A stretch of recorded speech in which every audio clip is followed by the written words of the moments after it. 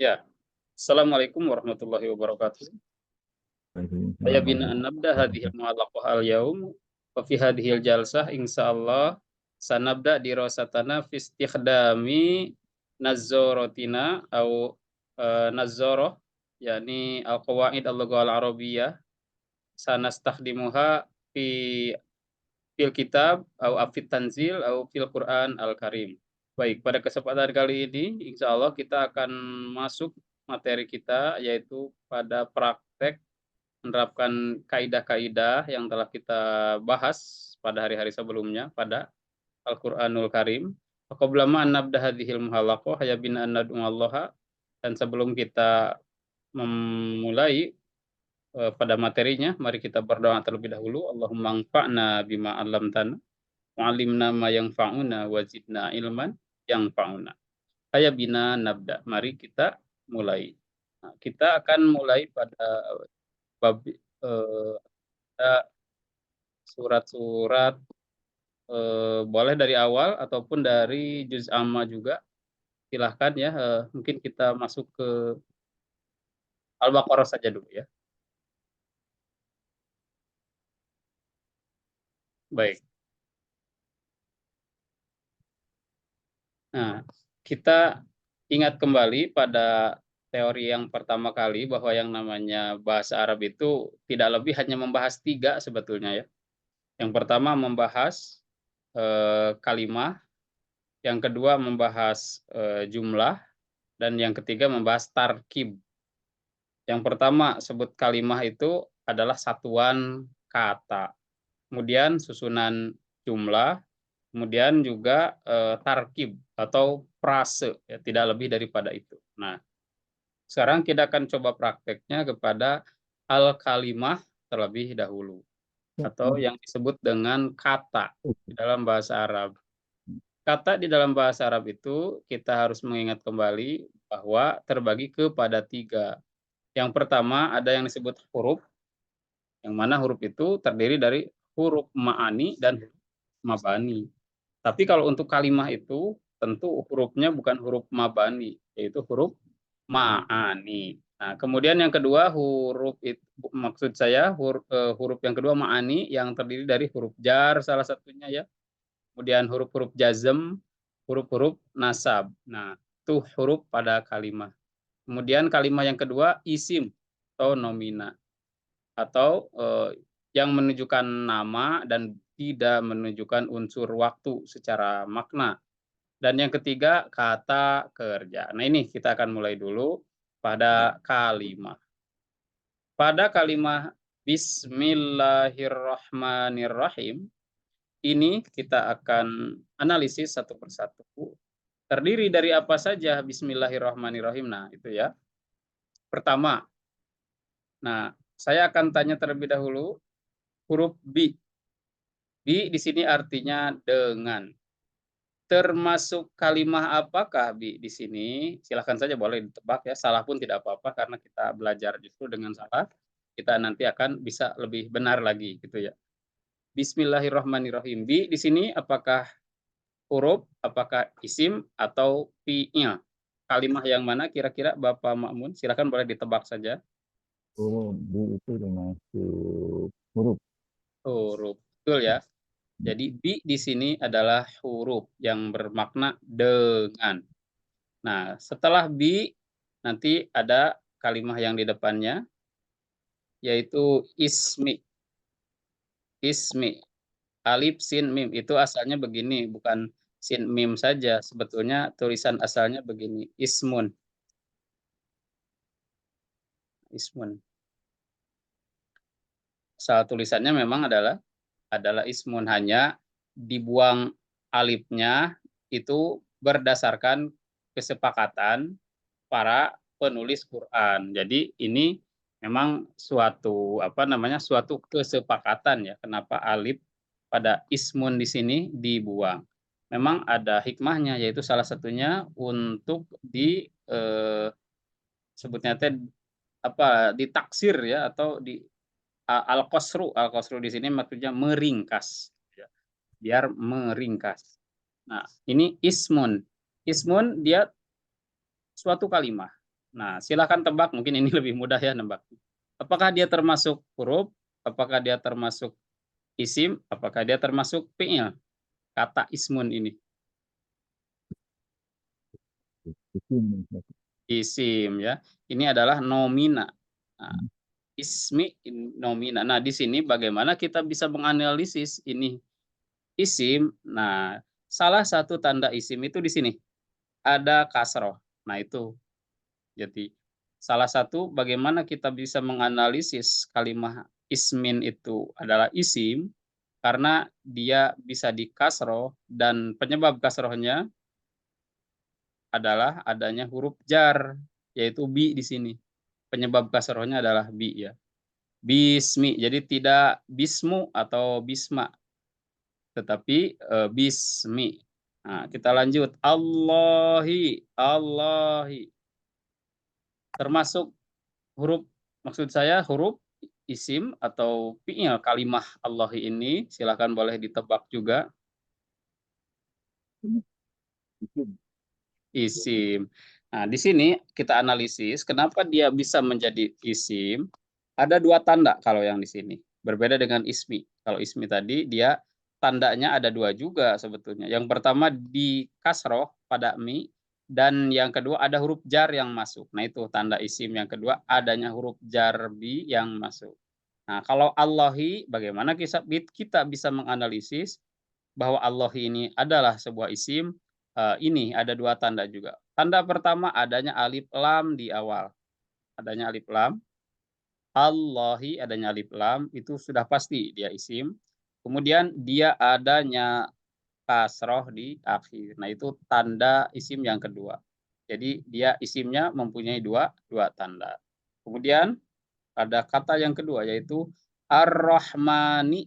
Ar-Rahmani dari sini Ar-Rahmani. Kalimah manakah ini? Apakah huruf? Apakah isim? Apakah fi'il? Isim. Nah, ini juga kita coba analisis. Kira-kira sama nggak dengan kalimah Allahi ciri-cirinya? Sama betul. Sama ya. Pertama adanya alif lam di sini tanda isimnya. Yang kedua adanya kasroh. Nah, itu cara dia menandakan bahwa dia adalah isim.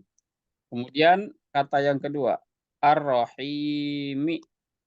Ar-Rahimi yang Maha Pengasih, Ar-Rahmani yang Maha Penyayang. Nah, Ar-Rahimi di sini termasuk kalimah mana? Huruf, fi'il atau isim? Isim ya. Nah, sama seperti tadi bagaimana kita menganalisis isimnya itu bahwa adanya pertama apa? Alif, Alif lam, dan yang dua kedua adanya kasroh. kasroh di akhir. Nah, itu tanda suatu nomina atau isim pada suatu tatanan jumlah kalimat dalam bahasa Arab. Itu ya, kita sudah ketahui satu persatu. Ternyata yang pertama huruf, yang kedua isim, yang ketiga isim, yang keempat isim, yang kelima juga isim pada ayat pertama. Maju kita ayat yang kedua. Alhamdulillahi Rabbil Alamina. Nah, kita analisis satu persatu. Ada kalimah alhamdu. Alhamdu termasuk kalimah manakah? Huruf, isim atau fi'il? Isim. Isim. Apa tandanya di sini? Lam. Adanya alif, alif lam. Nah, ini ya. Nah, di sini perlu kita ketahui juga bahwa di dalam isim itu dia kalau sudah dimasuki alif lam tidak boleh menerima tanwin. Begitu juga sebaliknya. Kalau sudah ada tanwin tidak boleh menerima alif alif lam. Makanya tidak ada di dalam bahasa Arab yang disebut dengan alhamdun. Alhamdun itu tanwin berbarengan dengan adanya alif lam tidak akan terjadi ya karena itu tidak boleh. Karena itu yang namanya alif lam dan tanwin adalah penanda kalimah yang berseberangan. Makanya tak akan pernah bertemu. Alhamdu itu istilahnya ma'rifah. Ma'rifah itu adalah kalimah yang tentu. Nah, alhamdu satu pujian itu, ini tentu ya. Sedangkan kalau hamdun dengan tanwin itu kebalikannya justru. Hamdun itu suatu pujian, pujian apapun. Nah, itu sedikit berbeda maknanya. Makanya tidak akan pernah bertemu adanya alif lam dengan tanwin. Makanya kalau ada alif lam cukup alif lam saja. Kalau ada tanwin cukup tanwin saja tanpa alif lam. Nah, gitu. Kemudian pada kalimat yang kedua kita mendapati dua kalimat yaitu lillahi. Lillahi ini ingat terbagi kepada dua.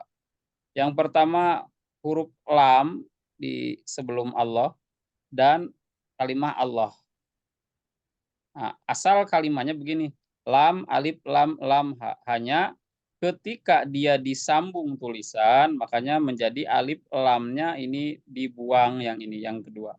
Sehingga langsung seperti tadi bismi tadi ya, bismi alifnya itu dibuang dengan maksud tujuan untuk mengkoser atau meringkas. Begitu juga lafaz Allah lillahi di sini alif lamnya sudah tidak dituliskan kembali karena lil qasar untuk meringkas dan memang itu sudah menjadi kesepakatan para ahli bahasa bahwa untuk tulisan Allah atau lillah tanpa alif lam. Jadi lillahi ini terdiri daripada dua. Yang pertama li dan yang kedua Allahi. Nah, li apakah huruf isim atau fi'il? Kira-kira apa li di sini? Artinya milik, ya? Dari huruf isim atau fi'il? Huruf. Huruf Kedengaran? ya, li di sini.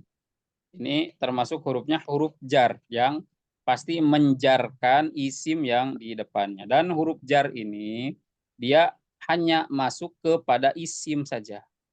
Nah, Allah ini ya sudah pasti isim karena ada huruf jar ya. Ada huruf jar. Tetapi tanda jarnya dengan apa? Di sini dengan kasro. Dan juga tanda isim yang kedua selain masuk huruf jar, selain di kasro, berarti ada tiga ya tanda isimnya. Adanya alif lam. Nah, jadi ditandakan dia sebagai isim itu punya tiga tanda. Tanda pertama dia masuk huruf jar yaitu li. Tanda kedua dia itu di kasroh karena masuknya huruf jar. Tanda ketiga karena ada alif lam. Dia lebih kuat lagi sebagai isimnya. Kemudian kita masuk kalimat yang selanjutnya yaitu kalimat robbi.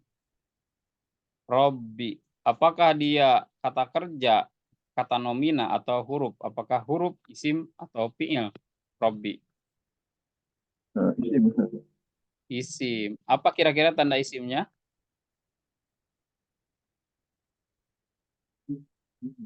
Kasroh.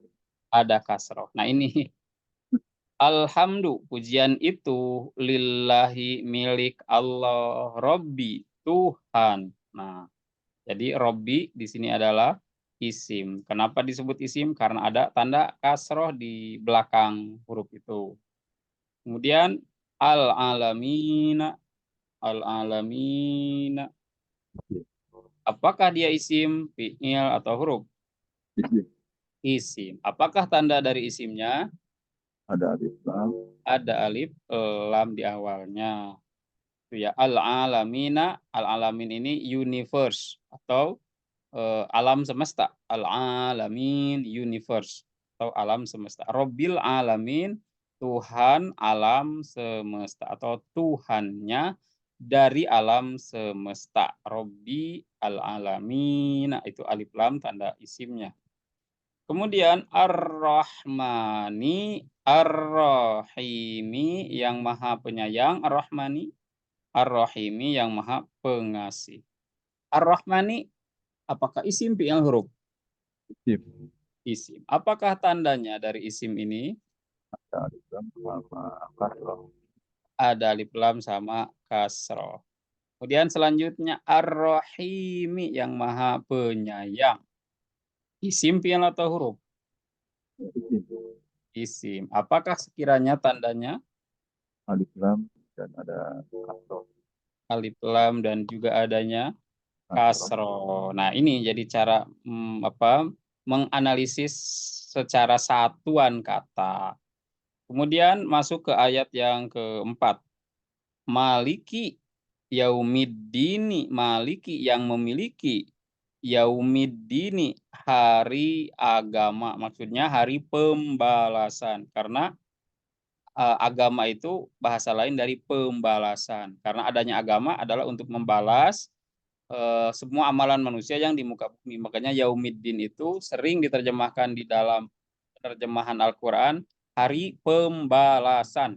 Karena ad-din itu memang artinya pembalasan sebetulnya, ya bukan hanya agama saja. Agama juga sebetulnya maknanya apa? Agama itu untuk membalas segala budi pekerti manusia yang baik atau yang jahat. Makanya ad-din yaumiddin hari pembalasan. Maliki apakah isim, fi'il atau huruf? Isim. Isim. Apakah tanda dari isimnya Maliki ini? Kasroh menurut saya. Ada kasroh ya di belakangnya. Maliki yang merajai atau yang memiliki, yang merajai, yaumiddini hari pembalasan. Yaumi apakah isim fi'il huruf? Ah, berarti huruf nih termasuk Ustaz ya. Hmm, belum tepat. Oh, belum. Kan artinya Maliki yang merajai, yaumi hari, ad-dini pembalasan. Berarti isim. Isim kan hari itu fenomena ya. Nah, apa tanda isimnya dari yaumi? Oh, berarti kasroh tandanya. Dengan kasroh Bagus. Bagus. gitu ya. Kemudian ad-dini agama atau pembalasan. Apakah dia isim, fi'il atau huruf? Isim. Isim. Apa tanda isim dari ad-din itu? Alif, lam, dan baris kasroh. Nah, alif lam dan adanya kasroh. Nah, itu yang tanda isim pada ayat yang keempat. Sekarang ayat yang kelima. Iyaka na'budu wa iyyaka nasta'inu. Nah, kalau ini kita sudah bahas khusus ya mengenai iyyaka.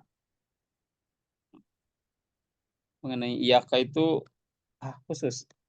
Iyyaka di sini dia itu pronomina ya, pronomina. Iyyaka dan juga iyyaka yang di depan ini. Iyyaka dia itu pronomina atau apa namanya? Pronomina itu kata ganti orang. Ini kata ganti orang keberapa? Pertama, kedua, atau ketiga? Kak itu artinya Anda. Jadi dia berapa? Dua. Kedua ya, orang yang diajak bicara. Iya Kak, kepadamu. Nah, bedanya kalau semua kata ganti menggunakan iya dan iya, walaupun iya di sini sebetulnya dia itu masih satuan ya dari ini. Nah, iyanya itu. Jadi iya Kak di sini dia merupakan pronomina, kata ganti orang kedua yang bersifat objek. Ini khusus dia harus jadi objek selalu. Yang menggunakan iya itu dia harus selalu jadi objek. Maksudnya objeknya objek yang terpisah gitu, maksud. Objek yang tidak langsung kata kerja itu menempel setelahnya. Biasanya kalau menempel setelahnya nak buduka gitu, tidak perlu menggunakan iya di sini. Tetapi karena ini objeknya didahulukan dan untuk menandakan dia tetap objek, iya itu tetap wajib diadakan gitu, tetap wajib dibawa-bawa iya. Jadi sederhananya bahwa iya dan iya bisa iya kak, iya kum, iya nih, iya ya. Nah, pokoknya iya itu untuk kata ganti yang menjadi objek yang dia bisa diawalkan belum kata kerjanya atau terpisah jauh dari kata kerjanya. Nah, itu fungsinya adanya iya. Tapi kalau misalkan dia tersambung langsung dengan kata kerjanya, misalkan nak budu, langsung kita sambungkan nak buduka, tidak perlu menggunakan iya. Nah gitu. Jadi iya itu apa ya? Secara sederhananya itu eh, pengiring ya, pengiring yang menemani agar tidak kesepian gitu maksudnya ya, agar tidak kesepian sebagai objek yang sendirian dan jauh dari kata kerjanya. Tapi kalau menempel langsung dengan kata kerja iya itu tidak diperlukan lagi begitu. Itu fungsi dari iya itu dia harus selalu ada ketika kata kata objeknya itu terpisah dan kata objeknya harus khusus dari kata ganti orang gitu. Harus terpisah dari kata kerjanya, baik di awal atau di akhir.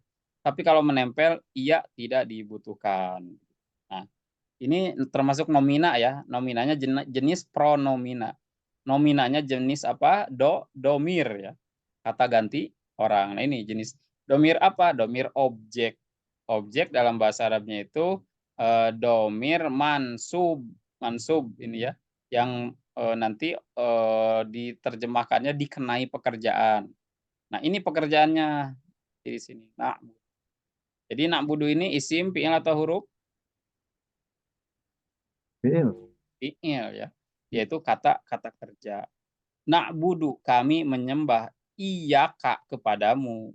Nah, sebetulnya itu, makanya iyanya kan diawalkan karena iya itu selalu ada pada objek dari kata ganti orang yang terpisah dari kata kerjanya ketika diawalkan atau diakhirkan sekali. Kalau menempel sekali lagi tidak butuh iya. Nah, begitu juga ini yang kedua wa. Nah, iya Kak nasta'in dan kepadamu nasta'inu kami meminta pertolongan. Oke. Di sini ada kalimah yang tersembunyi yaitu wa dan dia termasuk isim fi'il atau huruf? Huruf. Huruf ya. Di sini conjunction atau kata hubung, konjungsi wa dan iyaka kepadamu. Nah, ini dia tetap objek yang bersifat pronomina atau kata ganti orang yang mana pasti kata ganti orang itu termasuk salah satu nomina juga ya. Termasuk isim juga di dalam bahasa Arab. Wa dan iyaka kepadamu nasta'inu kami meminta pertolongan. Nasta'inu dia itu isim fi'il atau huruf kalimah ini? Fiil. Fi'il, betul sekali. Nah, untuk nasta'inu di sini dia ini termasuk fi'ilnya fi'il mudhari. Mudhari. Apa itu mudhari? Kebalikan dari madi. Fi'lun madin. Kalau fi'lun madin kata kerja lampau. Itu dari ista'ana telah meminta tolong. Kalau nasta'inu kami sedang atau akan meminta tolong. Mudore itu berfungsi maknanya sedang atau akan. Nah, di sini setiap kata kerja bahasa Arab itu sebagaimana pada teori-teori yang telah dijabarkan minimal dia mempunyai unsur-unsur waktu, yaitu tadi ya, ada mudhore, ada madi. Ada unsur-unsur makna kata kerjanya, meminta tolong, kan tadi ya. Kemudian ada unsur-unsur pelaku. Nah, di sini mana unsur pelakunya? Ada domir nahnu yang tersembunyi. Ada nomina kami di dalamnya. Nah, jadi yang namanya fi'il itu di dalam bahasa Arab, dia selalu mengandung unsur pelakunya, gitu, unsur pronominanya, atau unsur kata ganti orangnya di dalamnya, itu secara otomatis gitu ya. Dan bahasa Arab itu kata kerja tidak bisa lepas dari pronomina gitu, karena polanya itu sudah jelas gitu. Nasta'inu ini khusus bentuknya untuk nahnu, karena adanya nun di awal. Nah itu. Karena adanya nun di awal itu menunjukkan bahwa ada kata ganti orang yang bersifat banyak dan sebagai mutakalim atau orang yang berbicara yaitu nahnu. Nasta'inu kami meminta pertolongan atau kami sedang atau akan meminta pertolongan. Jadi terjemahnya wa iyyaka nasta'inu dan kepadamu kami akan meminta pertolongan. Jadi ada kaminya ya pada unsur nasta'inu ini, kata kerja ini. Nah, kemudian sini kita perhatikan ada dua kalimah. Kalimah pertama ihdi. Kalimah pertama ihdi. Kalimah kedua na. Yang keduanya na. Nah, kita analisis. Ihdi artinya berilah petunjuk na kami. Nah, ihdi Dia itu isim, fi'il atau huruf? Kata kerja atau kata benda atau huruf? Kata kerja. Kata kerja ya. Ihdi, berikanlah kami petunjuk, atau ihdi, berilah petunjuk nak kepada kami. Nah, ihdi di sini dia kata kerja. Kata kerja jenis apa? Kata kerja perintah. Kata kerja perintah itu sebutnya dalam bahasa Arab itu fi'lul amri. Fi'lul amri, kata kerja perintah. Nah, itu ya ihdi. Berilah petunjuk nak kami. Nah, di sini ada nak. Nah, di sini apakah dia isim, fi'il atau huruf?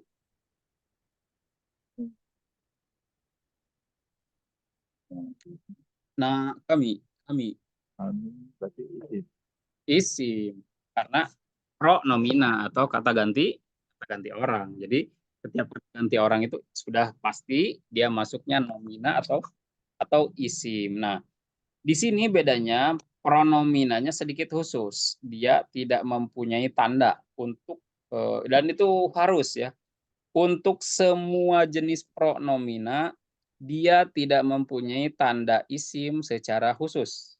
Tidak ada alif lam, tidak ada tanwin, tidak ada kasroh, tidak ada untuk pronomina, untuk kata ganti orang. Nah, bagaimana kita mengetahui bahwa na di sini dia termasuk isim? Ini memang sebetulnya harus dikenal terlebih dahulu jenis-jenis pronominanya, yaitu huwa, huma, hum, hiya, huma, hunna, anta, antuma, antum, anti, antuma, antuna, ana, nahnu. Nah, pronomina itu pun tidak mempunyai tanda dari isim, tidak. Nah, ini yang kemarin kita bahas itu adalah jenis isim mabni. Isim mabni. Apa itu jenis isim mabni? Isim yang tidak mempunyai tanda. Itu. Di isim yang dimanapun dia berada, ya tetap begitu bentuknya. Seperti ini ihdi. Nah, di sini ketika dia menjadi majrur, ketika dia menjadi mansub, ketika menjadi objek, ketika jadi kata keterangan tetap saja dengan sukun, dengan harokatnya akhirnya dimatikan. Nah, itu yang disebut mabni. Dia tidak akan pernah berubah. Makanya dia tidak mempunyai tanda. Jadi setiap isim mabni itu tidak mempunyai tanda isim. Apakah itu alif lam? Tidak punya. Apakah dia itu di kasroh juga? Tidak ada. Apakah dia ada tanwin? Juga tidak ada. Itu yang disebut dengan isim mabni. Kecuali isimnya itu yang satu lagi, kebalikannya itu isim mu'rob. Kalau isim mu'rob yaitu yang tadi seperti ad-dini, kemudian apa maliki ya, ar-rahimi, ar-rahmani, itu sebutnya isim mu'rob. Kenapa dia isim mu'rob? Karena ada kasroh, karena ada alif lam salah satunya. Nah, itu yang dia bisa berubah huruf-huruf akhirnya, bisa ad-dini, bisa ad-dinu, bisa ad-dina. Nah, itu sebutnya mu'rob atau punya tanda. Kalau isim mabni itu tidak mempunyai tanda ya. Kalau untuk pronomina, khusus untuk pronomina juga memang tidak ada tanda. Kemudian kita masuk kepada ayat yang ke-6. As-siratal mustaqimah, atau sambungan dari tadi ihdinas sirotol mustaqim. Ihdi, berilah petunjuk kepada kami, asiroto, kepada jalan, al mustaqima, yang lurus. Asiroto, apakah isim, fi'il atau huruf? Isim. Isim. Apa tanda isim dari asiroto? Ada alif lam. Adanya alif lam. Nah, berarti kalau yang mempunyai alif lam seperti ini dia itu adalah mu'rob ya. Al mustaqima, yang lurus. Al mustaqima isim, fi'il atau huruf? Isim. Isim. Apa tanda isim dari al mustaqima? Alif lam. Dan Adanya alif lam. Nah, itu ya. Dia bisa diidentifikasi sebagai isim karena ada alif lam. Maka yang seperti ini dia termasuk isim-isim mu'rob karena alif lam bisa masuk kepadanya. Kemudian masuk kepada ayat yang ke-7. Siratal ladzina an'amta alaihim. Siroto. jalan. Alladzina orang-orang yang an'amta engkau beri kenikmatan ala kepada him mereka. Oke, satu persatu. Siroto jalan. Nah, apakah dia isim, fiil atau huruf? Boleh salah tebak juga tidak apa-apa. Siroto jalan. Fiil. Oke. Nah, karena di sini tidak ada tanda ya. Sebetulnya dia ini adalah isim. Siroto di sini. Karena kan secara terjemah juga jalan. Jalan itu kan bukan kata kerja, tapi kata nomina ya. Nah, tapi kok kenapa dia tidak punya tanda ya? Kok siroto ini alif lamnya kemana? Kasrohnya kemana? Tanwinnya kemana? Nah, ini masuk kepada tarkib yang tadi. Prase. Prasenya kemana ke sini? Nah, disebut prase itu karena dia menempel. Menempel satu kata kepada kata yang sebelahnya. Asalnya ini sirotun atau siroton. Asalnya tak ada tanwin. Asalnya ada tanwin. Siroton. Asalnya siroton. Betul. Hanya tanwin ini karena kalimat siroto itu menempel langsung kepada kata yang di depan alladzina yang disebutlah sebagai idofah. Idofah itu ini, yaitu saling menempel satu kata dengan yang lain atau apa ya, dalam bahasa Indonesia itu sebutnya kata majemuk, kata majemuk ya, ataupun prase. Ini prase ya, yaitu jalannya orang yang. Ini frase ya, ini frase. Kalau majemuk itu suatu kata yang lebih daripada dua tapi maknanya satu. Tapi kalau ini prase, ini lebih ke prase. Belum majemuk, nanti majemuk ada. Ini prase. Prase. Nah, siroto jalan, alladzina orang-orang yang. Jadi maksudnya jalannya orang-orang yang. Nah, pokoknya prase yang idofah itu seringkali nanti ada terjemahan menggunakan nyah. Nyah. Sirotol ladina jalannya, nah, adanya kan, jalannya orang-orang yang bukan beriman, jalannya orang-orang yang titik-titik. Nah, seperti saya rotul mudiri mobilnya kepala sekolah. Nah, ada nyahnya. Kalau nyahnya begitu, kata yang satu dengan kata yang kedua itu ditempelkan, gitu, dibuat jadi prase. Nah, prase seperti ini di dalam bahasa Arab itu disebutnya idofah, yaitu saling menempel satu kata dengan kata yang sebelumnya dan sesudahnya.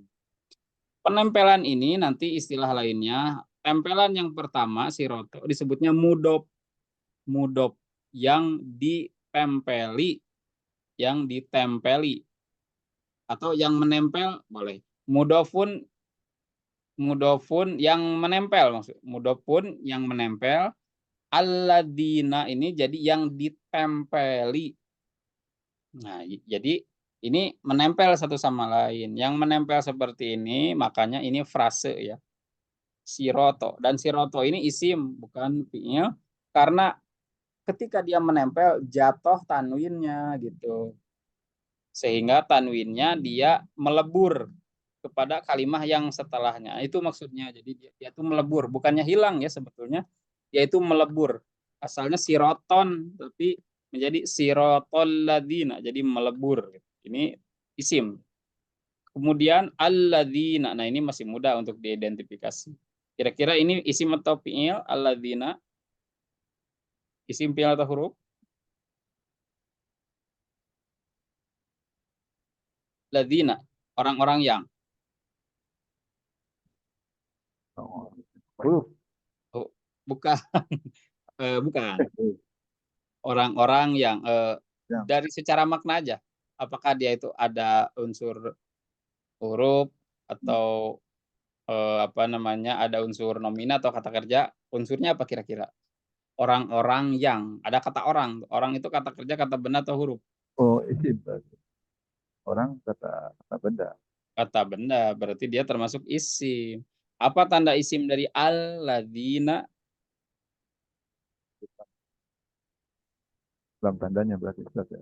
itu ada ya di awalnya. Adanya alif lam. Nah, ini tanda isimnya. Alladzina. Nah, untuk alladzina ini pun dia termasuk isimnya isim isyarah. Maaf, mausul. Ini termasuk isim mausul atau dalam bahasa Indonesia disebutnya kata hubung. Kata hubung. Alladzina, orang-orang yang, karena kan maknanya juga yang ya. Semacam konjungsi, tetapi jenis konjungsinya di sini bukan huruf. Di sini konjungsinya berupa kata. Jadi konjungsi itu ada dalam bahasa Arab itu berbeda dengan bahasa Indonesia ya. Kalau konjungsi di dalam bahasa Indonesia itu dia termasuk kata, tapi kalau di dalam bahasa Arab ada yang kata seperti aladina, ada juga yang huruf yaitu wau tadi. Nah, itu konjungsi juga bermakna dan kalau tadi, kalau ini bermakna yang. Ini kata hubung bersifat kata dan juga isim ya. Nah, alladzina. Kemudian an'amta yang telah engkau beri nikmat. Termasuk apakah an'amta ini? Apakah kata kerja, apakah kata benda atau huruf? Ya, Fi'il. fi'il. Nah, fi'il an'amta di sini dia mempunyai unsur pertama kata kerjanya lampau yang ini atau fi'ilnya fi'il madhi. Kata kerja lampau an'amta telah engkau beri kenikmatan. Ini fi'il madhi. Kemudian ada unsur kata terjemahnya yaitu kata kerjanya yaitu beri nikmat. An'amta, engkau telah beri nikmat. Dan ada unsur pelakunya. Siapa? Di sini kebetulan kelihatan unsur pelakunya ada pada huruf ini. Sebetulnya huruf ini dia tidak termasuk huruf, tapi dia itu isim. Isim apa? Isim pronomina.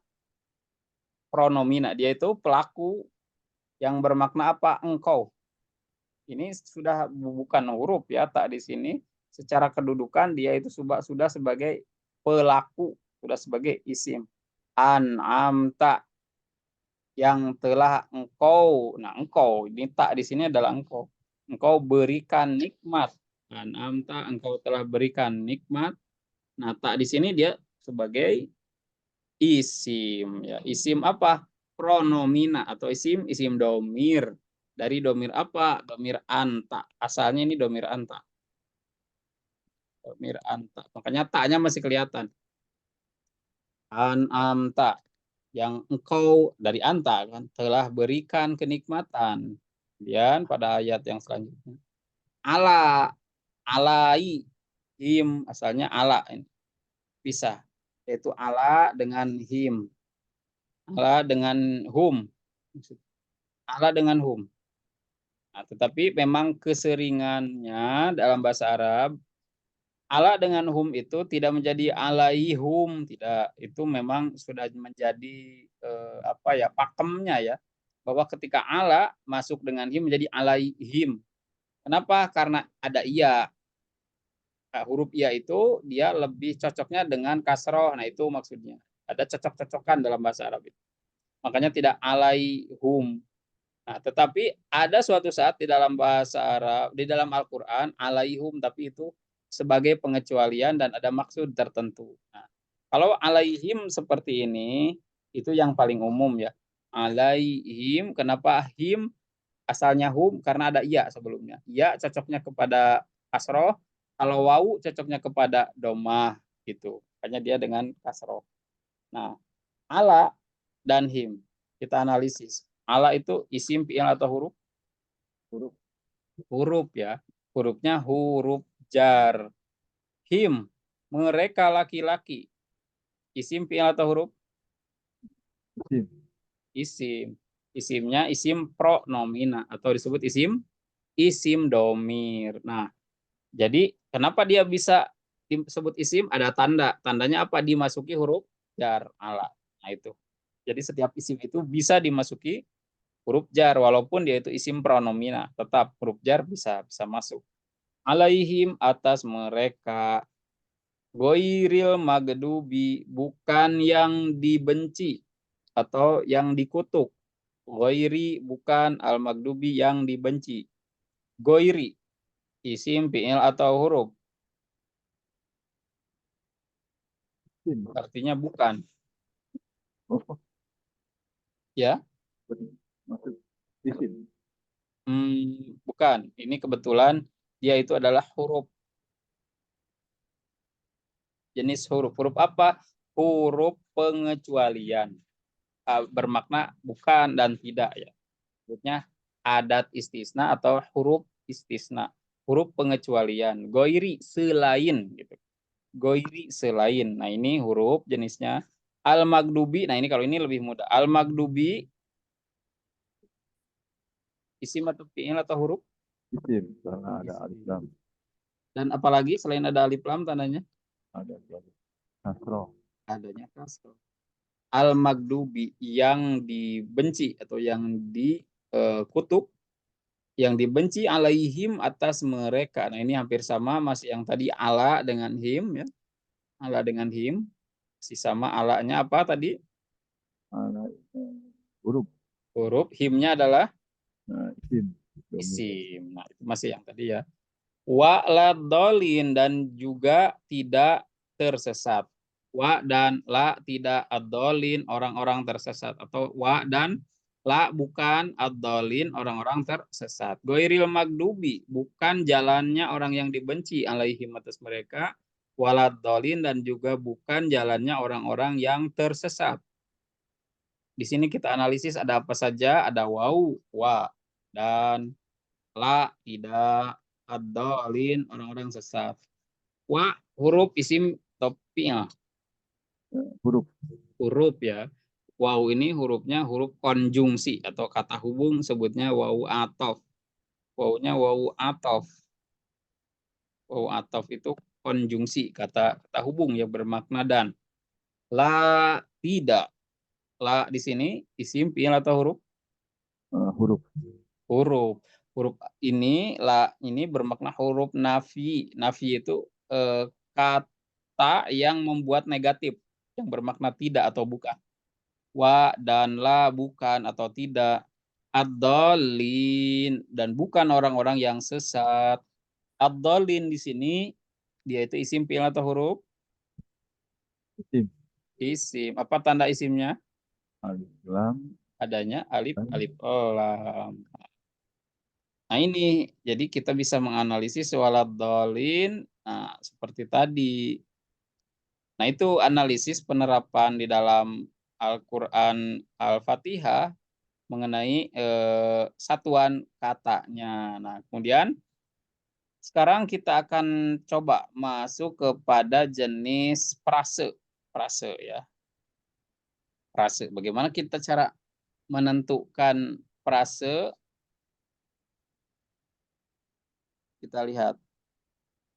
Hapus dulu yang ini sebentar. Masih di Al-Fatihah.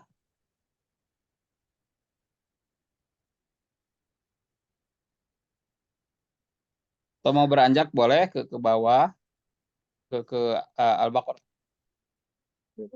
juga nggak apa-apa, Al-Fatihah. Al-Fatihah dulu boleh, boleh.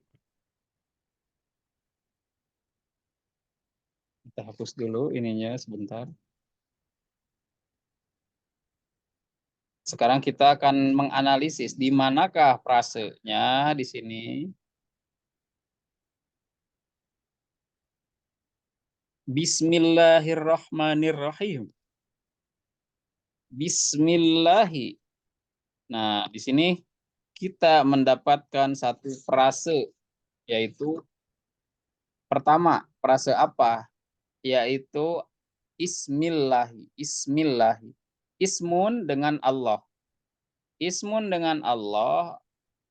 Nah, ini adalah satu frase. Frase apa? Dia itu kalau di dalam bahasa Arab disebutnya mudhof ilaih. Yang tadi ya, yaitu menempelkan satu sama lain, yaitu menempelkan kata ismun kepada kata Allah, itu maksud menempelkan itu. Jadi dengan namanya Allah kan ada katanya. pada frase ini. Dengan namanya Allah. Nah, gitu. Namanya Allah. Namanya Allah ini frasenya disebut frase idhofah.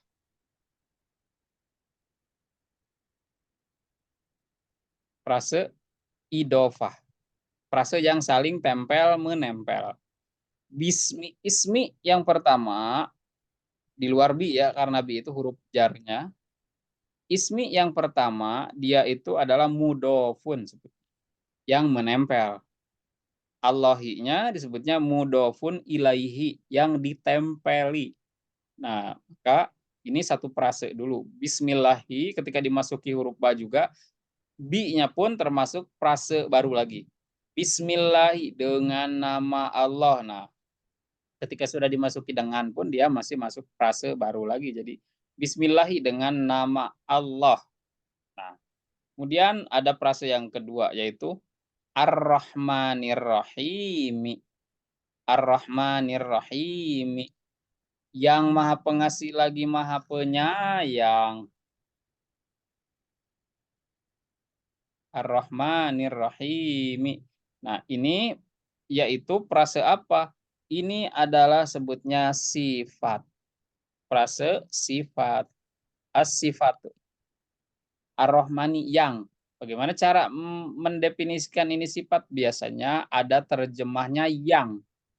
Yang titik-titik, yang titik-titik. Sehingga yang itu memberikan sifat pada satu entitas. Ini entitasnya kebetulan Allah. Nah, Ar-Rahmani yang Maha Pengasih, Ar-Rahimi yang Maha Penyayang. Di sini bagaimana kita tentukan lagi dia sebagai sifat yang lain? Adanya alif lam dan alif lam berdempetan. Nah, adanya alif lam pertama pada Ar-Rahman, alif lam yang kedua pada Allah. Jadi Allah dan Ar-Rahman, Allah itu yang disifatinya. Ar-Rahmani dia sifat yang pertama. Ar-Rahimi dia sifat yang kedua karena ada alif lam juga gitu. Sehingga ketika Ar-Rahmani ini sebagai sifat pertama, Ar-Rahimi sebagai sifat yang kedua, frase Ar-Rahman Ar-Rahim ini harus mengikuti yang disifatinya yaitu Allahi dengan kasroh. Sehingga di sini tidak Ar-Rahmana tapi dengan kasroh juga Ar-Rahmani, bahkan Ar-Rahiminya juga dengan kasroh juga Ar-Rahimi. Nah, itu. Dia itu sebagai frase sifat yang bergantung kepada kalimat Allahi yang kasroh, sehingga sifat itu harus bergantung harokat akhirnya juga, yaitu kalau kasroh ya kasroh, kalau domah ya domah, kalau fathah ya fathah. Nah, itu frase sifat. Kemudian kita masuk lagi pada selanjutnya. Alhamdu, pujian itu. Nah, ini bukan frase ya, ini kalimat tunggal. Posisinya sebagai apa sih? Nah, selain kita membahas frase, kita masuk juga kepada tatanan jumlah yang sempurna. Alhamdu, pujian itu. Lillahi, kepunyaan Allah. Rabbil alamina, yang mengurus alam semesta. Atau Tuhannya alam semesta. Nah, di sini, Alhamdu, kalau kita cari dari segi terjemahan dan cocokan, Alhamdu adalah subjek. Alhamdu adalah subjek. Lillahi Rabbil Alamina, inilah predikatnya, panjang. Nah, ini predikatnya. Predikatnya berupa apa? Berupa prase. Karena kan yang namanya prase itu ketika dua kata atau lebih menjadi satu fungsi gramatika. Kalau alhamdu ini bukan frase, tetapi subjek tunggal. Tetapi kalau lillahi robbil alamina, predikatnya terdiri dari beberapa kata, itulah yang disebut frase gitu. Jadi satu fungsi, baik misalkan subjek saja atau predikat saja yang terdiri lebih dari satu kata, baik dua ataupun tak terhingga, misalkan itu pun frase. Alhamdu bukanlah frase, tapi dia subjek yang tunggal ya, subjeknya tunggal karena satu kata saja. Alhamdu, pujian itu. Nah, itu subjek dasar Kemudian lillahi milik Allah Rabbil alamina, Tuhan al-alamina, Tuhannya semesta alam. Nah, di sini pada lillahi Rabbil alamina mempunyai dua frase. Predikat di sini mempunyai dua frase. Apa saja frasenya? Oke, pertama ada frase lillahi. Ada frase pertama lillahi. Kenapa dia disebut frase? Karena terdiri pertama adanya huruf jar dan juga isim majrurnya yaitu Allahnya. Adanya li dan juga ada Allahnya. Jadi lillahi itu per frase itu. Satu frase yang terdiri dari jar majrur. Kemudian frase yang kedua adalah Robbil alamin. Itu frase yang kedua. Robbil alamina, Tuhannya semesta alam. Jadi apa Robbil alamina di sini frasenya? Robbil alamina di sini dia itu menjadi frase badal. Kalau dalam bahasa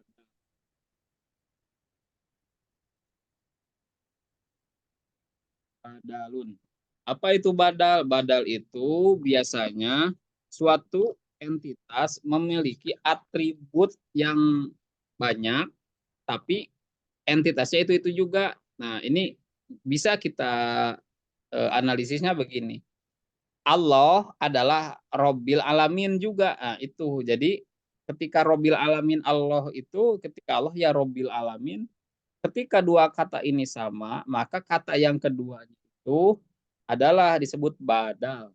Badal itu apa? Kalau terjemahkan, badal itu artinya pengganti.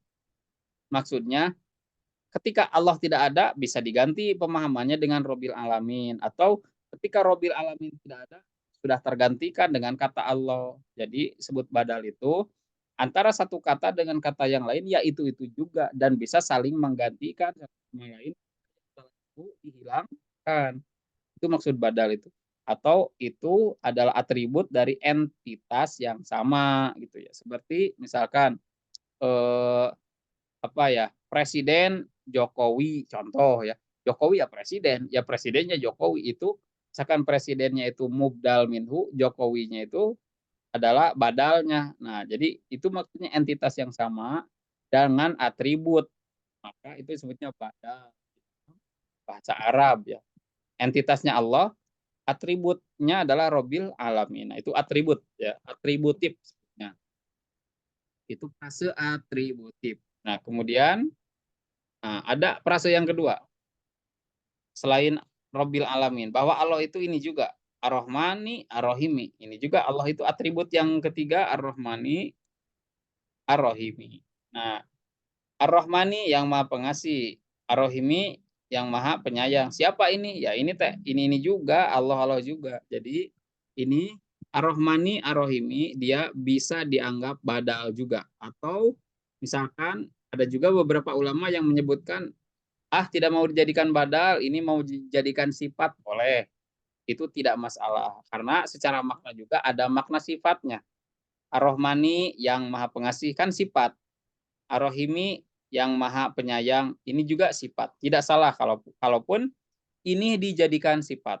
Karena ada beberapa pendapat juga. Pertama ada ulama lebih cenderung sifat, itu boleh. Kemudian ada juga yang menjelaskan Ar-Rahmani ini bukan sifat, ini badal. Ya silahkan karena tidak salah antara kedua-duanya. Bahkan ada ulama juga yang menyebutkan ini boleh badal, boleh sifat karena tidak bisa dipecahkan atau tidak bisa dibedakan gitu ya antara ini. Karena jadi badal boleh, jadi sifat boleh. Kalau alasannya dia jadi badal apa? Ini atribut Allah. Iya, betul kan? Ini juga atribut ya. Ar-Rahman Ar-Rahim ini atribut. Tapi kalau dia sifat, alasannya apa? Mensifati. Dan memang ini juga mensifati. Jadi ini ada dua pendapat dari para ulama bahasa Arab bahwa dia boleh dijadikan badal dan juga boleh dijadikan sebagai sifat ya. Nah, itu frase sifat. Kalau yang ini boleh atau frase badal. Kemudian yang keempat, tatanan maliki yaumiddini. Maliki rajanya, yaumiddini yang hari pembalasan. Rajanya hari pembalasan. Di sini ada frase. Dan ini memang frase. Satu ayat ini satu frase. rajanya hari pembalasan. Kira-kira ini mensifati atau memberikan atribut dari Allah yang tadi. Kan kalau tadi Robbil Alamin, Tuhannya semesta alam. Kalau yang ini ada dua pendapat bahwa dia kadang mensifati Ar-Rahman Ar-Rahim itu maknanya atau juga atribut. Nah, kalau yang ini enaknya mana? Kira-kira Maliki Yaumidin, bahwa Allah itu yang merajai alam semesta. Apakah itu sifat atau atribut? Atribut. Atribut, betul sekali. Karena di sini tidak ada makna sifat ya. Kalau sifat itu yang tadi pengasih, penyayang, apa ya, pemberi pemberi pemberi rahmat. Nah, kalau ini bukan, yaitu atribut sebagai entitas raja dari hari pembalasan. Betul ini, makanya disebutnya badal. Ini badal ya, yang merajai alam semesta, atau maksud saya yang merajai hari pembalasan. Nah, ini atributif. Ini prase atributif, yaitu prasenya memberikan atribut kepada kata Allah tadi atau badal. Dan bagaimana mencirikan ini badal? Nah, lihat ke harokat akhirnya. Allahi kasroh nih, Allahi kasroh. Yang namanya atributif ataupun sifat, dia tetap sama harus ikut-ikutan. Maka di sini juga maliki. Nah, begitu. Jadi dia kasroh juga. Atributifnya, prase atributifnya harus ikut ke yang diatributkannya, yaitu Allahinya. Nah, itu. Nah, itu ya sebagai badal itu karena dia.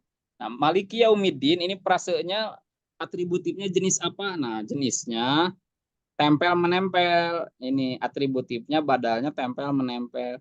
Maliki menempel kepada yaumi. Yaumi menempel kepada ad-dini. Nah, ini saling tempel menempel, tempel menempel. Ini sebutnya idofah juga. Idofahnya idofah tarkib. Idofahnya saling tempel menempel. Idofah pertama maliki, ini mudofnya. Yaumi, ya mudof ilehnya atau yang ditempelinya. Yang ditempeli ini pun menempel lagi ke ad-dini gitu. Jadi yang mudof ilaih ini menjadi mudof lagi dan mempunyai mudof ilaih lagi di depannya. Sehingga kalau diterjemahkannya rajanya harinya pembalasan, seperti itu. Kalau kurang enak terjemahnya nanti bisa dirubah, yaitu raja hari pembalasan. Nyah pada yang kedua itu boleh dihilangkan. Hanya ini untuk menandakan bahwa kata maliki nempel ke yaumi, kata yaumi nempel ke adini. Nah, ini saling tempel menempel, ini idofah tadi ya.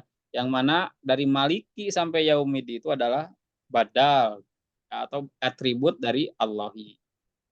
Kemudian iyaka na'budu wa iyaka nasta'inu. Iyaka di sini ia harus menjadi objek yang diawalkan. Karena ada iya, itu sudah ketentuan. Kalau ada iya itu ketika di awal ya sudah pasti dia jadi objek yang diawalkan. Objek apa? Objek pronomina. Objek kata ganti orang. Yaitu iya kak kepadamu. Nah, iya itu bermakna kepada, kak kamu, kepadamu. Nak budu kami menyembah. Nah, karena dia objek, maka ada kata kerjanya. Nah, di sini kata kerjanya. Perbanya. Ini perbanya atau kata kerjanya, berarti ada pelaku dong, harus ada subjeknya, ada, yaitu nahnu dalamnya, tidak kelihatan. Ada domir nahnu di dalam yang tidak kelihatan dan sudah terkandung pada na'budu. Jadi iya kak kepadamu na'budu kami menyembah. Ada kata kami di dalam na'budunya gitu. Nah, si kami itulah yang menjadi pelaku dari kata kerja na'budu dan yang dikerjakannya yaitu objeknya iya kak begitu. Kepadamu kami menyembah. Jadi yang disembahnya siapa ya? Iya kak tadi. Wa iya kak nawa di sini konjungsi ya, kata hubung dan wa iya kak dan kepadamu ini objek yang diawalkan sama seperti yang di awal tadi. Nasta'inu kami meminta tolong. Nah, ini nasta'inu itu adalah kata kerja yang sudah di dalamnya mengandung kata pelakunya, yaitu domir nahnu ya, yaitu bermakna kami. Nasta'inu kami meminta tolong. Nah, objeknya ya ke belakang, diawalkan. Ya, begitu. Nah, setelah itu verba dan subjeknya, objeknya diawalkan dengan adanya iya. Karena itu udah ketentuan. Iya itu untuk objek yang diawalkan atau objek yang terpisah jauh dari kata kerjanya. Ihdi. Nah, ihdi. Berilah petunjuk. Nah, kami. Nah, karena di sini sudah ada pelaku di dalam ihdi itu domirnya domir anta. Ihdi. Ini verba, kata kerja. Apa kata kerja? Apa namanya ya? Menyuruh sesuatu atau perintah. Nah adalah objeknya. Nah objeknya di sini. Ini objeknya nah, domir nahnu. Itu objeknya. Jadi sudah didapati ada subjek predikat, sudah ada subjeknya di dalam domir anta tidak kelihatan. Kemudian na-nya itu adalah objek. Kemudian juga asiroto. Nah, asiroto sebagai apa? Dia itu objek yang kedua. Objek yang kedua. Ihdi, berilah hidayah kami, berilah petunjuk kami.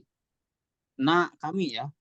Asiroto, kepada jalan. Nah, jalan ini adalah objek yang kedua di dalam bahasa Arab. Di dalam bahasa Arab itu ada istilah objek yang kedua, ada objek yang pertama. Tetapi kalau di dalam bahasa Indonesia nggak ada. Objek itu tetap hanya satu kalau di dalam bahasa Indonesia. Objek yang kedua itu harus dianggap pelengkap. Itu. Nah, tetapi apa namanya, cara menentukan objek atau pelengkap bagaimana? Dalam bahasa Indonesia itu yang disebut objek itu yang langsung dikenai pekerjaan pelaku. Kalau pelengkap itu yang tidak langsung dikenai pekerjaan oleh pelaku. Nah, coba kita analisis terjemah. Berilah petunjuk.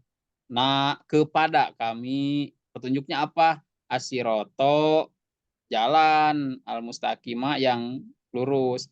Kira-kira yang jadi objek yang mana, yang jadi pelengkap yang mana? Ingat objek itu yang langsung dikenai pekerjaan. Apakah yang jadi objek itu na, apakah yang jadi objek itu asiroto dalam tatanan Indonesia? Kira-kira yang mana? Beri kami petunjuk jalan yang lurus. Sebetulnya aslinya begini. Beri kami petunjuk jalan yang lurus kepada kami. Beri kami petunjuk jalan yang lurus kepada kami. Nah, kalau setelah diterjemahkan seperti itu lebih mudah. Kira-kira mana yang dikenai pekerjaan langsung dan mana yang tidak langsung dikenai pekerjaan?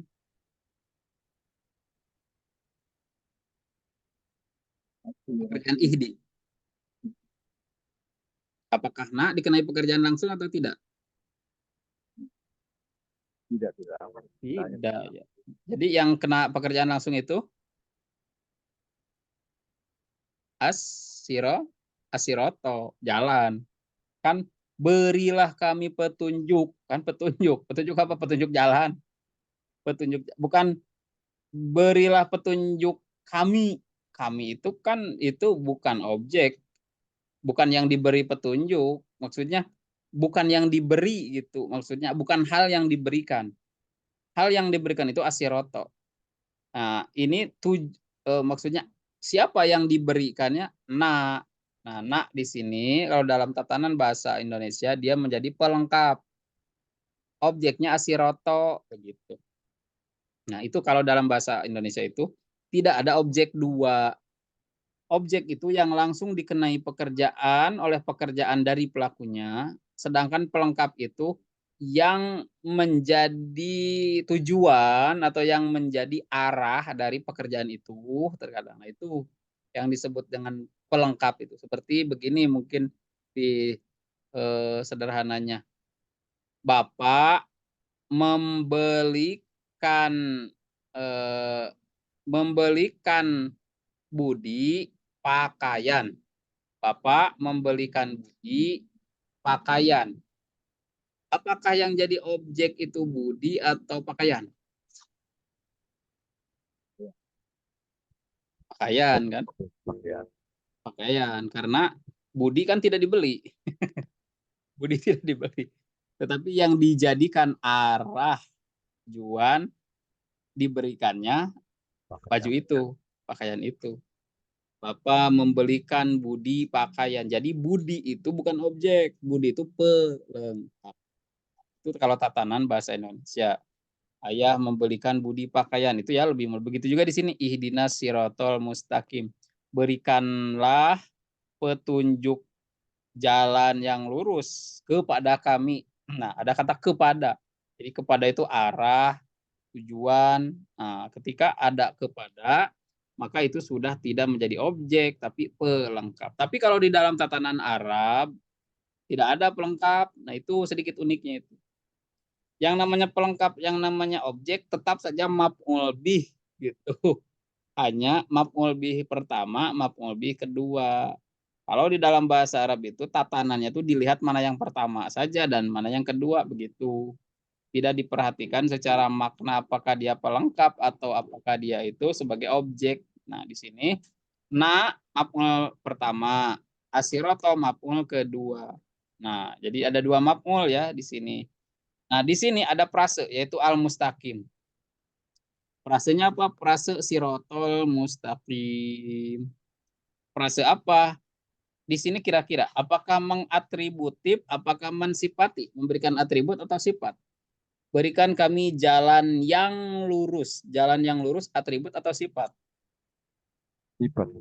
Sifat. Nah, ini berarti frase as-sifah. Tarkib wasfi. Frasenya frase sifat. Sebentar saya cas dulu. Dari terjemahan juga suatu itu jadi tatanan apa? Apakah subjek, predikat, atau yaitu objek? Tetap dilihatnya minimal dari terjemahan lebih mudah sebetulnya. Nah, kemudian ayat selanjutnya. Sirotol ladina an'amta. Sirotol jalan ladina orang yang an'amta. Engkau beri kenikmatan alaihim atas mereka. Goiril magdubi, bukan jalan, maksudnya bukan yang dibenci alaihim atas mereka. Wala dan bukan adolin orang-orang yang sesat, maksudnya bukan jalan orang yang dibenci dan bukan jalan orang yang tersesat gitu. Nah, tatanannya kita lihat sirotoladina. Ini prase. Sirotoladina prase atau menempel satu sama yang lain. Ini sebutnya idofah, tempel menempel. Siroto pertama dia itu sebagai mudob yang menempel, yang menempel. Yang ditempelinya mana alladzina. Tuh, disebutnya mudob ilehnya. Sehingga ada nanti maknanya nyah tadi ya ada kata kunci nyah siroto jalannya. Nah, itu ketika ada kata-katanya itu sangat berkemungkinan dia itu idofah atau tempel menempel. Dan tempel menempel tadi harus dibuang tanwin itu, tadi harus melebur tanwinnya. Asalnya siroton menjadi sirotol ladina itu tanda dari menempelnya itu melebur tanwin pada huruf yang kalimat pertama. Sirotol ladina jalannya orang-orang yang, nah begitu. Alladzina apa an'amta alaihim yang telah engkau berikan nikmat kepada mereka. Nah, di sini ada kata kerja an'amta. Pelakunya mana? Ada domir ta di sini ta. Ini pelakunya.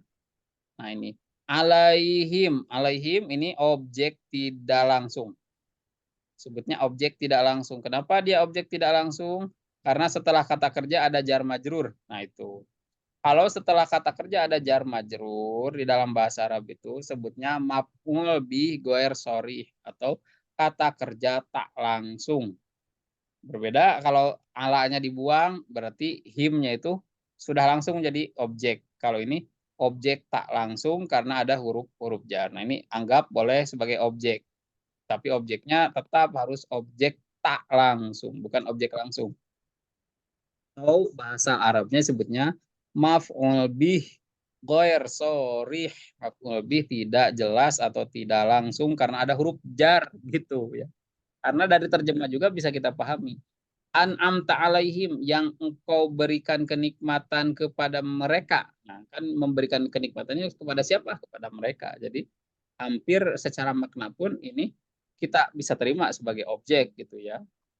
Goiril magdubi, bukan orang-orang yang. Nah, goiril magdubi, bukan orang-orang yang dibenci alaihim, atas atas mereka. Nah, ini prase. Ini satu frase. Bukan orang-orang yang. Nah, intinya apa? Ada kata yang. Yang di sini apakah atributif atau mensifati? Bukan jalan orang-orang yang dibenci atas mereka. Bukan yangnya di sini kira-kira apakah dia mengatributif atau memberikan sifat secara makna? Apakah dia itu atribut dari siroto ataukah dia itu sifat dari siroto? Atribut menurut saya. Bisa ya, secara atribut juga boleh. Dan juga ini karena ada kata al-magdubi, ini biasanya isim maf'ul dan isim fa'il yang juga boleh dia seperti tadi ar-rahim dan ar-rahman. Dia itu bisa jadi atributif, dia juga bisa menjadi sifat. Nah, karena al-magdubi dia juga boleh kedua-duanya ya. Dia bisa menjadi sifat, dia juga bisa menjadi badal gitu. Karena ada kata ini nih al-magdubinya yang di ini magdubi itu yang dibenci.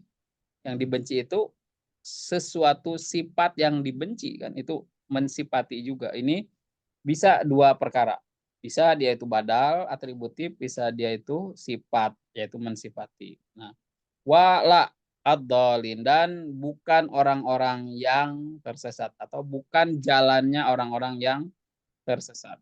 Nah, apa kira-kira yang ini ad-dhalin? Ini pun hampir sama ya, bisa atributif, bisa juga apa sifat. Nah gitu, ad-dallin. Nah begitu, ini adalah analisis dari surat Al-Fatihah. Jadi apa namanya ya, dari teori-teori yang tadi yang paling mudah intinya adalah dari terjemahan dulu satu persatunya. Kan alhamdulillah itu apa, lamnya itu apa, Allahinya itu apa, Robinya itu apa, al-alaminanya itu apa, baru kita susun. Setelah kita susun, lalu kita cari konteks terjemahannya yang tepat.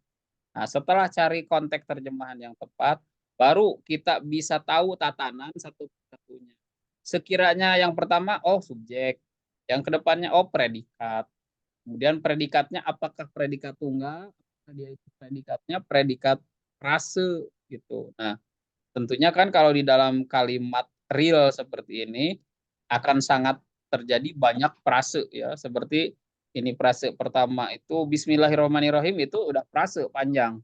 Bismillahi frase pertama, Ar-Rahmanirrahim itu frase yang kedua. Kemudian frase selanjutnya lillahi itu frase. Robil alamin itu satu frase. Kemudian Maliki Yaumiddin itu frase badal ya. Dan dari mudhof mudhof ilaih.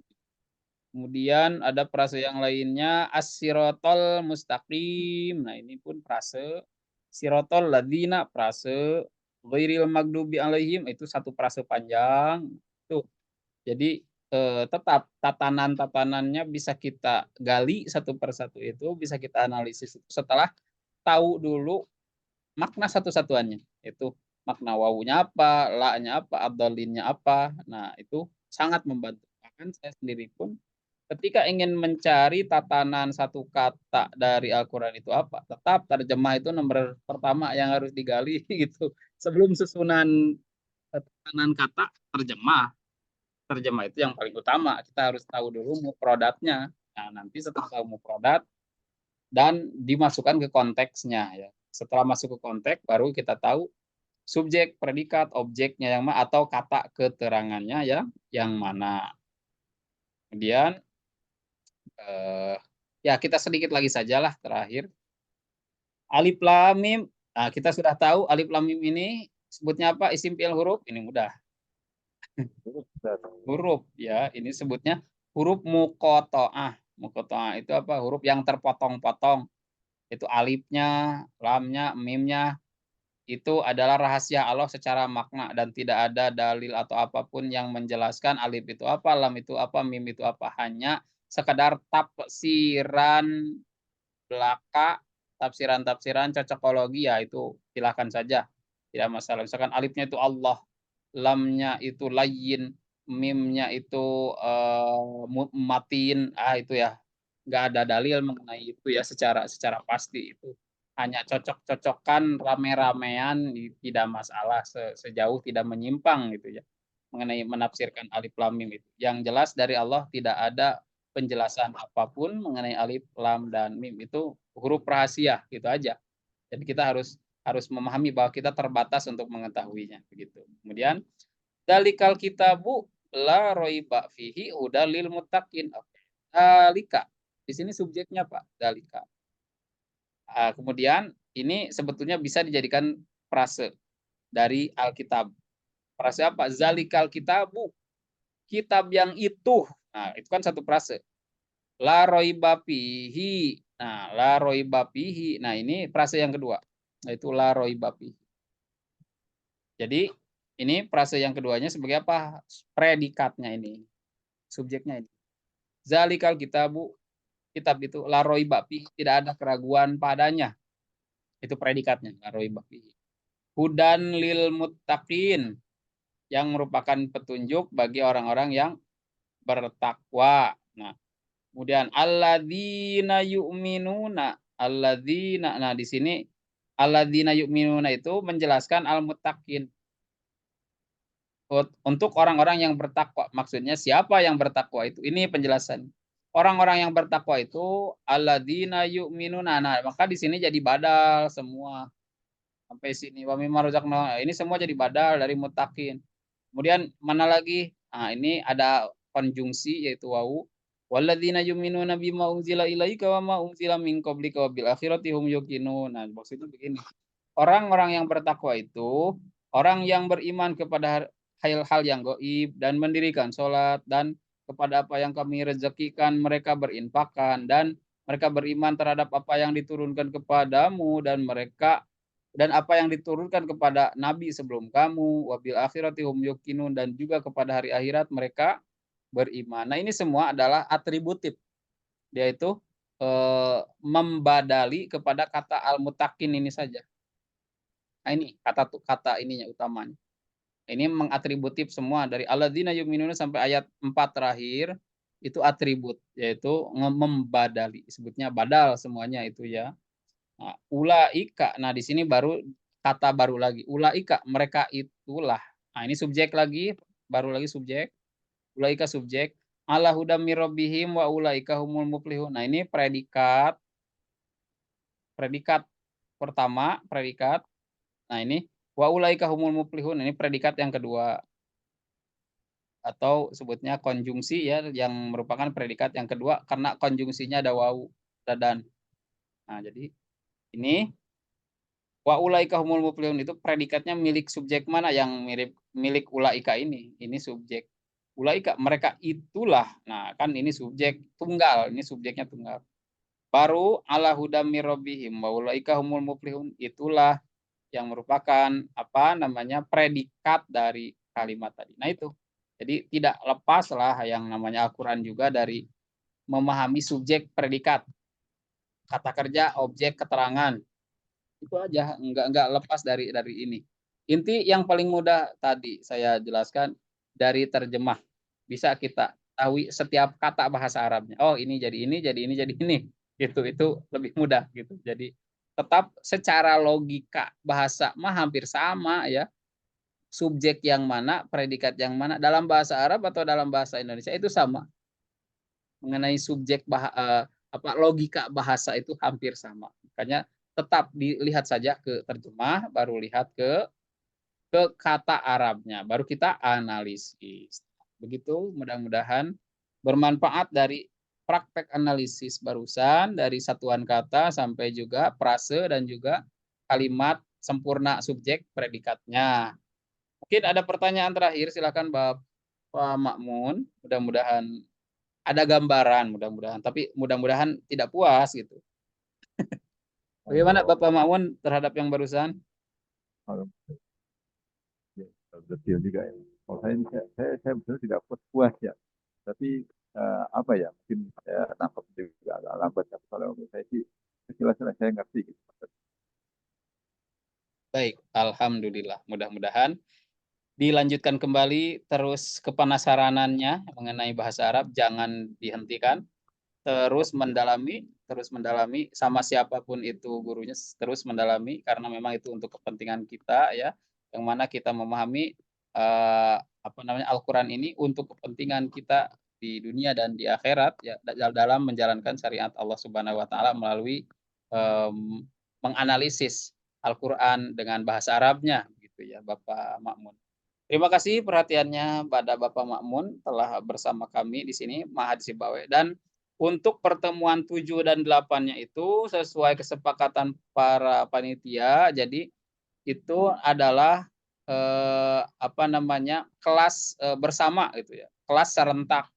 Yaitu kelas serentaknya itu nanti akan dikirim link khusus pada hari Minggu dan Sabtu jam 14. Itu adalah nanti persembahan dari Profesor Yayan Nurbayan, yaitu guru besar kami di Universitas Pendidikan Indonesia juga. Nanti beliau akan menjelaskan pentingnya bahasa Arab dan juga membedah nanti bersama kru dan tim dari PT Kuomus tentang cara penggunaan kamus secara digital dan lebih mudah seperti apa. Nah, itu sangat membantu nanti di dalam analisis seperti ini, yaitu mencari kalimat-kalimat tertentu, ini artinya apa. Nah, nanti membedah penggunaan kamus secara digital pada hari Sabtunya.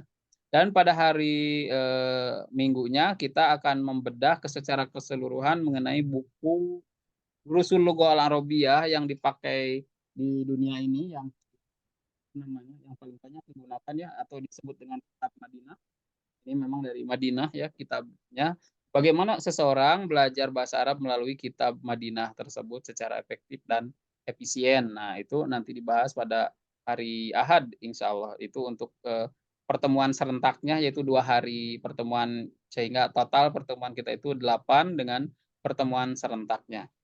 Yang mana yang 6 kemarin dan yang ini adalah teori dan praktek ke teori khusus, yaitu ke kelas Nahwu, yang takhrij kelas takhrij, dan juga yang waris kelas kelas waris, dan nanti serentak semuanya. Insya Allah mudah-mudahan akan ada mudah-mudahan lebih dari 100 orang yang hadir ya. Kalau yang dari daftar absen sih sudah mulai banyak. Nah, makanya insya Allah jangan lupa nanti kita akan share sebagaimana biasa untuk hari Sabtu dan Ahad pada pertemuan serentak ya, sebagai pertemuan penutupan di Ramadan ini. Syukron kasiron, terima kasih banyak Bapak Makmun. Semoga sehat selalu di bulan Ramadan ini dan dilancarkan oleh Allah Subhanahu wa taala segala urusannya. Dan baik, mari kita tutup pertemuan kali ini dengan doa Rabbana atina fid dunya hasanah wa fil akhirati hasanah wa qina adzabannar. Wassalamualaikum warahmatullahi wabarakatuh. Sampai jumpa pada pertemuan serentak hari Sabtu dan Minggu. Wassalamualaikum warahmatullahi wabarakatuh. Salam. Terima kasih Ustaz. Sama-sama.